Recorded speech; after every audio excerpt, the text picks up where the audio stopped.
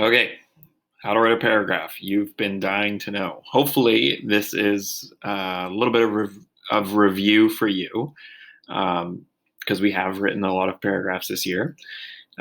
So you are looking at this question. It says using your notes from the Pathways reading and the America Pox video, answer the following question. So that's the textbook reading and the video that you watched last week. You are going to answer this question. It says, to what extent was the rise of towns a positive development for society? So when we think about a question like this, what we need to do is break it down and figure out what it's actually answering or asking us. So to what extent is like a how far type question. So we have the rise of towns. That's a positive thing that happens. But we want to think about to what degree or how far was it a positive development? Are there ways that it was actually a negative development? And hopefully, as you're thinking about the video that you watched and the reading that you did, you can think of a lot of positives that came with the rise of towns, but also some negatives. So that's what you're going to try and address in this paragraph. So you should be able to, in this paragraph, you should be able to answer that question directly. So underneath it says, remember to write in complete sentences, use specific evidence from Pathways from the reading and the video, and clearly explain how your chosen evidence supports your position and your topic sentence.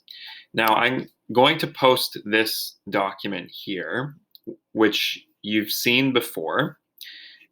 So it looks like this, although this is all messed up now for some reason. I'll fix it. So this breaks down the structure of a paragraph. And you'll remember we've looked at this before. We have a topic sentence. So our topic sentence is the sentence that comes first in the paragraph, and it should give us a direct answer to the question that you're looking at. So it says the purpose of this sentence is to introduce your reader to the one main idea that your paragraph will be about.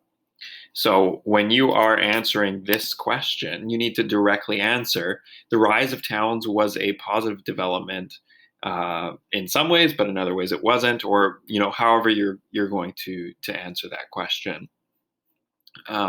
You could say for the most part it was, or it actually wasn't a positive development for society. It's up to you to answer that.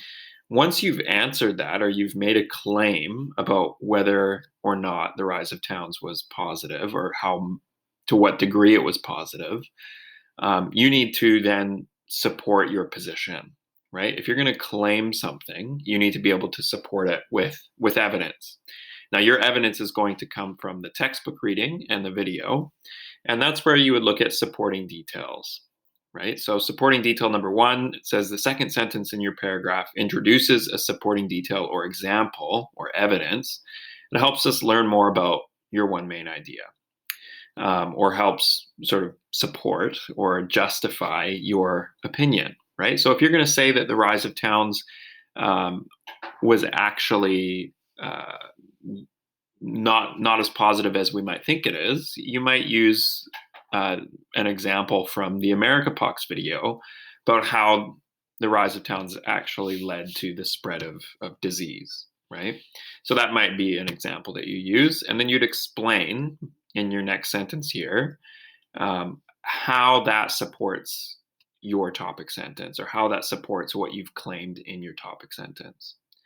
So it is really, really important that you follow this structure as you are writing your paragraph in order to fully support your opinion.